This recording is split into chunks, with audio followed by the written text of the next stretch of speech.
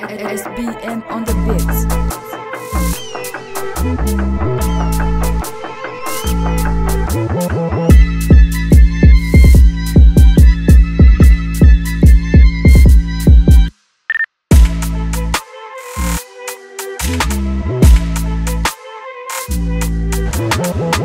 Karibu katika vipindi vya Max Shadow TV. Katika mic ni mimi Mpunga Kasa Joseph. Leo tuna vijana ambao tunaenda kuzungumza nao. Kuna mengi zaidi wanaenda kuzungumzia kuhusu kazi ambazo wanazofanya katika mji wa Bujumbura. Kwa majina naitwa John Amuli Tungi Engineer. Nilisoma university hapo ku Europa Africa University mu Génie Civil. Na hivi nafanya kazi ndogo ili kuishi na nina mke ila bado hatujakuwa na watoto. Ni mwanzilishi wa kundi la ADV ASBL, Aide aux enfants défavorisés et vulnérables, yani tunasaidia watoto ambao hawana msaada wote, ambao wanahitaji msaada na ambao wako mayatima au wa maskini katika mji wa Bujumbura na kando popote hapo walipo. Kwa majina naitwa Mkondo Junior. Niko mwanafunzi kwenye chuo University la Tanganyika hapo Kigobe. Nafanya mwaka wa pili hivi katika faculté ya Sciences Économie de Gestion Appliquée, département finance et comptabilité. Ndio nafanya huko masomo yangu, niko mwanafunzi na niko mwanamemba katika association ADF. Kisi kiongozi hapa anamaliza kusema tunasaidia watoto wa wajiwezi wa ofelina, ndio kazi yetu hapa. Asante sana. Baada ya kusikia waliweza kutupatia presentation kidogo, na mtatuea radhi kwa kuwa tutatumia lugha ya Kiswahili na kitu kichanga lugha ya Kifaransa. Leo tunaona ya kwamba ni watu wengi wanajishughulisha na kazi tofauti, lakini leo inasemekana nyinyi mliweza kuwaza kuunda kundi inaitwa ADV. Hii kundi ADV ilianza kuundwa katika Hii kundi ADV ilianza kuundwa mwaka uliopita, yani mwaka wa 2024 mwezi wa 8. Wakati ilianza ilikuwa ADV ASBL Action pour le développement des enfants orphelins et vulnérables, lakini nikaona kuliko kutia action, yani acte kutenda, bora iwe aide, iwe kama vile msaada ambao tunapatia watoto mayatima na ambao hawajiwezi na ambao katika hali ya kutokujiweza kimaisha, na pia ambao wanapatikana barabarani jinsi tunawaona wakitambaa mtaani. Hiyo ikatupatia nia ya kuunda hiyo kundi ya ADV ASBL, na kwa sasa tuko katika maelekezo ya kutimiza mambo ambayo tulijipatia kama vile objectif ya kutimiza. Kuna wengi, baadhi yenu tunaona wanaanzisha kundi kama hizi wakati wako katika miaka ya umri uliokuwa kubwa zaidi au katika uzee. Je, nyinyi naona bado ungali kijana, ungali jeune, unaweza ukatuelezea umri wako wa miaka? Bado mimi naona ungali kijana, bado ungali na nguvu, lakini umejitolea kuunda association ya kusaidia watoto wasiojiweza, mayatima, waliokutana na matatizo tofauti. Kwa umri wako gisi ninavyosema, sijui unaweza ukatuelezea kidogo tafadhali? Kuunda association kama na hii sio miaka, ila ni namna ambavyo mtu anaweza kujitolea kwa nia ya kusaidia, na hiyo ikafanya ibaki moyoni mwangu iwe lengo la kutimiza. Kwa sababu tukisubiria tu na miaka 60, 80 huko tutakuwa tumeshazeeka na muda wa kusaidia umeshapita, lakini wakati tungali na nguvu kama vijana, hapo tuko na muda wote wa kusaidia kila mtoto ambaye tunaona ni huruma ambao tunasikia moyoni mwetu, na inatoa machozi kuona watoto wanateseka, wanazunguka, hawana msaada. Hiyo kwetu ni kilio. ndio sababu tuliunda hiyo association ili tuangalie namna gani wale watoto nao wakati watafika umri kama zetu waweze kusaidia wengine na wengine watasaidia wengine hivyo, na hali hapa Bujumbura sio tu hapa, duniani kote itakuwa salama kabisa. Bwana Junior, wakati ulipoanza kujiunga na kundi hili au na shirika hili ulijisikiaje, au umeanza tu aje kusema uweze kujiunga na shirika kama hili ili muweze kusaidia watoto mayatima au watoto wako na matatizo tofauti? Asante kwa kunipa kauli tena. Gisi ya mwanzo alisema ilikuwa ni mwaka jana ndio tuliwaza gisi tutatia hii grupe. Alikuja akanambia tunaweza kufanza hivi, tunaweza kufanza hivi, na sisi kama familia na sisi kama tu wa ndugu. Nikaangalia kuile ananiambia na ile moyo, kwa sababu na katika Biblia, katika neno la Mungu anatuambia tupate tuko na ule moyo wa kusaidiana. Ile kidogo niko nayo nipatie na yeye mwenzangu, nimsaidie na yeye. Sasa ndio na mimi nikaona, nikafikiria, nikasema ndio hiyo idea yako iko mzuri sana, na mimi kama mwanachama ndakusaidia ili tufikishe malengo yenye tunataka kufikia hivi. Ndio hiyo. Katika shirika hili au katika hii association wewe una cheo gani? Asante. Gisi yeye alisema ni kiongozi. Mimi katika hii association niko géré na communication. Donc communication déjà mnasikia ni fanya ile sensibilisation, niko chargé wa kuweka donc ma cotisation yote tunapata ndio wenye naangalia hiyo gisi nafanya ekonomi, na ndio gisi naendelea nafanya utafiti wa faranga wa pesa katika hii kundi. Bado ningali kwa kijana wetu Junior, unasema ya kwamba wewe uko chargé na sensibilisation. Je, kuna wakati ushaweza kufanya sensibilisation au kuna watoto ambao mshaweza kukusanyisha sehemu fulani au kwa kutoa msaada fulani? Si gisi wanamaliza kuniuliza hiyo swali, ndio tulishafanya, tushawahi kufika kwenye orphelinat ya Terere kwenda kufanya eco visit, tukaongea na wakatukaribisha mzuri. Ndio hivyo, na tunabidi kufanza tena wengine vitu na mtaviona huko mbele. Haya, asante. Acha nirudi kwa kiongozi anayewakilisha shirika la ADV. Bwana John, je, katika sensibilisation kuna kitu gani ambacho mnakutanisha watoto au binadamu kinachowasumbua katika maisha? Endapo mnapofika sehemu mnaenda kutembelea watu ambao wasiojiweza, waliokuwa na matatizo, yapi matatizo mnayokuta zaidi wanayowaelezea? Kutembelea watu na kufanya masensibilisation pamoja na kusaidia watoto ambao hawajiwezi. Tunakutana kuwa watoto wengi wana matatizo inayokuwa kama vile sawasawa, kwa sababu kuna wale ambao wanaachiwa. Nimesikia malengo lenu au ambapo mnapoelekea. Je, nilitaka kuuliza kuhusu uwezo au mwae. Mna shirika ambao mnalotumika kwa ukaribu au mwae mnayotumikisha ni inatoka katika mfuko wenu, au mna shirika lingine ambalo linawasapoti kwa usafiri, kwa kwenda kuangalia watoto au watu wasiojiweza?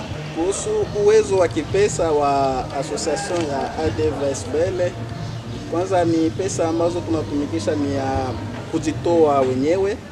Pili, namshukuru sana mzee wangu, yaani baba yangu mzazi, kwa maana ananisapoti kwa kila kitu na ananisaidia na kidogo ya pesa, pamoja pia na makotizasyon ambazo wanamemba wanafanya. inasaidia na inatusaidia kufikia kufanya kitu fulani au tendo fulani, kwenda kwenye maorphelina kuwasaidia wale watoto, kutembelea wale watoto, kuangalia namna gani ya kuwatosha barabarani na kuwatia katika centre moja yenye iko karibu na sisi. Pamoja na ile tunatoa shukrani kwa wote ambao wanatuunga mkono, ambao wanatusaidia na ambao wanashikamana na sisi licha ya kuwa hawafaidiki kwa kitu, kwa sababu wao ni wa volontaire, wanataka kusaidia, lakini wanaonesha hiyo moyo kabisa, na ndio inafanya sisi kama IDF leo tuweze kukamata hatua ya kusonga mbele na kufanya hiyo association ikuwe kubwa zaidi kuliko jinsi iko kwa sasa. Ndio, asante. Tunasikia jinsi uwezo au kwa kusema ili muweze kusaidia watu. Tunasikia kama shukrani zako, unashukuru mzazi, baba alikuzaa, anayekusapoti katika hiyo kazi. Inamaanisha na ye mzee iko katika association ADEV ASDE. Ndio, iko ndani kwa sababu yeye ni partner wa kwanza ambaye tuko naye na anatusaidia kabisa kwa kila kitu ambacho tunafanya. Kabla hatujamaliza kipindi chetu, acha swali la mwisho niweze kuuliza Junior. Je, leo kesho naona uko naenda katika umri, utafikiria kuwa na familia, kusema utaoa uwe na mke? Naona hapa John yuko na mke labda anamsapoti katika hili. Je, unaona haya mambo utaweza kuendelea, au endapo kama utapoleta mwanamke afu mwanamke akukatazi, utabaki na mwanamke au utaendelea na association?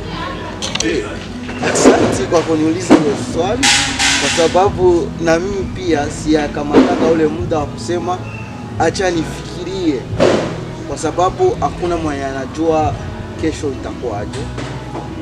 Ndio unaweza kuwa na mtu anakuambia no, unaona ifo wache hivi, juu wache hivi, yote inatokeana ni kumasikilizana. Ye kwake ataviona tu kama ni vitu ya kawaida, kisu kienda alikukutana huko hemo ndani, akukuja juu akutoshe, unamleta tu na yeye akuje aingie katika hicho chama, akukushike mkono, isi wengine wanakuwa wanashika mkono. Donc ni kututasikilizana, ndamuonesha venye niko hemo ndani, na yeye kama ni mwanamke mbele kwanza ni muoe kwanza, ifo kwanza ainitikie, akuwa ashanitikia ndio ndamuoa. Juu unapaswa kuwa na mtu mwenye anakushika mkono, ana mambo yote unafanza iko tu pale juu kukusutenia, kwa sababu tunaona watu wakienda kufanya mariage wanasema katika shida na raha, katika milima na mabonde tutakuwa pamoja, na yeye anapaswa tu kuwa na mie tu. Si ulipooa au ulipoleta mwanamke, je, aliposikia kama unatumika katika shirika la kusaidia watu, bimaana kuwa tunasaidia, kuna wasichana kuna wafulana, sasa wakati anasikia kama pako wagarso pako na wafie, je, hakuna itilafu au tatizo fulani au matatizo baadaye anaweza katokea kusikia kwamba unaenda saidia wa binti pia naye ni mwanamke? Unaona jinsia ya kike inakuwa na wivu kidogo. Wanawake ni watu wenye wivu sana, watu wenye wivu sana kabisa. Ila wakati tulikuwa kwenye chumba nikamwambia mimi nafanya hivi ili niweze kuona kama maisha wengine itakuwa nzuri. Mwanzo alikuwa na sita na alikuwa na woga. Kila mara nikimwambia kitu anakuwa kama vile ananiogopea. Ila wakati nilimuonesha ukweli sasa, na wakati tulifika tunaenda naye kwenye descent fulani ambayo tulifanya mwaka uliopita, akaona kama kumbe ni vitu vya mzuri kusaidia, na yeye pia anakuwa na hiyo moyo wa kuanza kuchangia kusaidia wengine. Ndio maana nashukuru sana kuwa na mwanamke ambaye kwanza ananisikia, pili ananielewa, na tatu ananishika mkono na ananisaidia kuendeleza vizo ambayo niko nayo, na kama kesho yake tutafikia kitu ni kwa sababu pia tunashikamana na kuelewana katika kila kitu ambacho tunafanya. Ndio, kabla ya kumaliza kipindi chetu, nina swali nataka niulize kidogo Junior. Je, wewe binafsi unaona kama ili shirika lenu au ya association ASBL katika miaka fulani mna lengo gani au mna vize nini ili iwe baada ya mwaka mmoja, miaka miwili association itakuwa imefika wapi? Association yetu vision yenye mimi niko naona tutakuwa tushafika mbali sana, na gisi bwana Shefa alisema inakuwa hata kucreate na sie centre yetu itakia kusaidia sana. Kwa sababu gani nasema hivyo? Kitu kishakitia hemo ndani nguvu, kitia ndani nguvu, ukianza nacho pole pole, kama uko na unawaza mbali, kitakusaidia ndani na baraka mingi za kutoka kwa Mungu zitakufikia hivi. Na kama gisi niko jeni na kuitia wengine wajeni wakuje tuungane pamoja ili tusaidie wale wadogo zetu, naweza sema hivi, wadogo zetu wenye wako mabarabarani, wenye wako manyumbani, hawajiwezi. Kwa sababu mimi nikikuwa na ile nguo mbili, ile nguo moja nikipatia wengine na mimi napatia na ile nyingine, na kuwa na wanatuma katika madini zetu wanatuambia tunakuwa tunaandikisha deni kwa Mungu. Sasa tukifanya vile ili kusaidia watu, tukiwapatia kile kidogo kile tuko nacho, na yeye wanakuwa wanajisikia ile amani na kusema kumbe tuko na watu wenye wanatujali. Ndio kwa hiyo tunavize mbali sana, hatuishi tu hapa. Isa alisema hatuko tunataka tukuishi hapa tu Bujumbura, tunaweza penda na tufike Kitega, tufike Ngozi, tufike mbali sana. Ndio vision yetu hiyo, na kuita wengine wa jeune, na sio tu wa jeune, na watu wakubwa wenye wanaona wanaweza kuja kutusupport, wanaweza kuja kuchangia, na hiyo wote tunawakaribisha. Ndio hayo Bwana kiongozi, ni kipi mnachoomba mwanamemba au mtu ambaye anayohitaji kujiunga na shirika letu? Kujiunga katika shirika letu ni bure, hatuombi kitu. Si kwamba ajue Kiswahili au ajue Kirundi wala Kifaransa, lakini hakuna hiyo moyo wa kujitoa, hakuna hiyo moyo wa kusaidia, kwa sababu unaweza kujiunga kwa tafuta profit. Sisi utafute profit yoyote. Sisi ni watu ambao tunatafuta namna gani hiyo kidogo, niko na 100 nitakamata 50 napatia mwenzangu na mimi nakula 50, kesho maisha yanaendelea.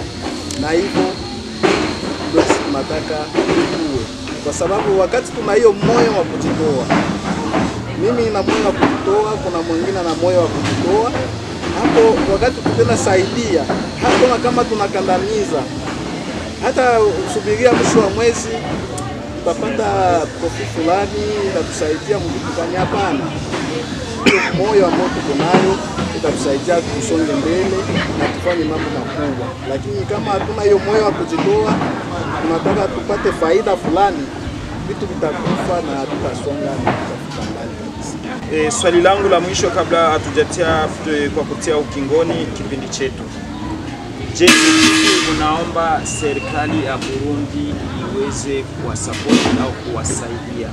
Ukiangalia mzuri katika mahusiano kati ya Kongo na DRC, yani kati ya Kongo na Bujumbura au Burundi, ni nchi mbili marafiki sana. Na wakati huu ambao Kongo unapitia muda ambao ni ngumu sana ya mavita, Burundi ni nchi ambayo inasaidia watu, yani ya wakimbizi ambao wanatoka Kongo wanakuja huku, na wakamata en charge kuwasaidia namna gani waishi mzuri. Kwa hiyo kama Mkongomani, naomba nchi ya Burundi au serikali ya Burundi iendelee kufanya hivyo, kwa sababu ya kuangalia namna gani wale wakimbizi, yani mnamo watoto wa mama wa baba wapate wafikie nao kuwa na maisha ambayo inaweza kuwasaidia kesho yake waonekane kuwa wananchi wa Burundi, yani sio tu Wakongomani. Mimi ndakazana najiita Burundi hata kama sijui Kirundi, lakini hiyo inanisaidia, najisikia niko huru natembea, nafanya makazi fulani, na hiyo inanisaidia sana. Kwa sababu ya nini? Hiyo amani, hiyo urafiki ambao uko kati ya Kongo na Burundi. Na ya pili ambayo nitaomba serikali ya Burundi ni kutunga mkono katika madogo ambayo tunafanya, na kuangalia namna gani inaweza kutusaidia kupitia service fulani etatiki, ili tuweze kupata document fulani haraka ambayo itatusaidia kufanya kazi yetu Burundi kwa amani bila tatizo yoyote. Asante wapendwa watazamaji wa vipindi vya Max Shadow TV. Hapa ndipo tunatimiza kipindi chetu, na tunawatakia amani ya Mwenyezi Mungu iwe nanyi mahali popote mlipokuwa. Acha nishukuru wa ndugu zangu ambao tulikuwa wote katika kipindi hiki. Acha nimshukuru kiongozi mkuu wa shirika la ADVSBL, Bwana John Bundia Amuri. Tunakushukuru. Nashukuru sana Max Shadow TV kwa kuunga mkono na kwa kufanya tusikilike katika nchi ya Burundi, na pia tunashukuru kwa kila mmoja ambaye alitega sikio katika kipindi hii, ambaye alikuwa pamoja nasi, na tunawaomba muje mjiunge nasi, hata uwe katika nchi gani, ujiunge nasi ili tuendelee kufanya kazi yetu ya kusaidia watoto ambao wajiwezi na yatima kwa pamoja. Asante. Pia acha nishukuru kaka Junior, tunakushukuru sana kwa ujio wako na pia kwa muda wako ambao uliacha kazi ambazo ungeweza kufa ili ushiriki katika kipindi hiki. Tena nasema tena asante kwa kunipatia nafasi kama na hii, na kutupatia tena nafasi kama na hii ya kupata kujionesha, ili watu wajue tuko tunafanya za nini hapa Burundi, wajue kazi zetu, wajue mipango yetu, ili nao akuje watusaidie. Donc unaweza kutufuata fasi yote kwenye Facebook, kwenye TikTok, fasi yote kwenye Instagram, kwenye YouTube unaweza kutufuata ukiandika tu ADVSBL unatupata, na unaangalia kazi, unaangalia kule kwenye pako mapicha, pako tu hizi picha za yatia hivi, tunawatia mavideo, utaangalia tu kazi na utapenda, na ukitaka kutuzungumza na sie unatutumia tu message, tutakujibu kama kawaida. Tunasema tena asante.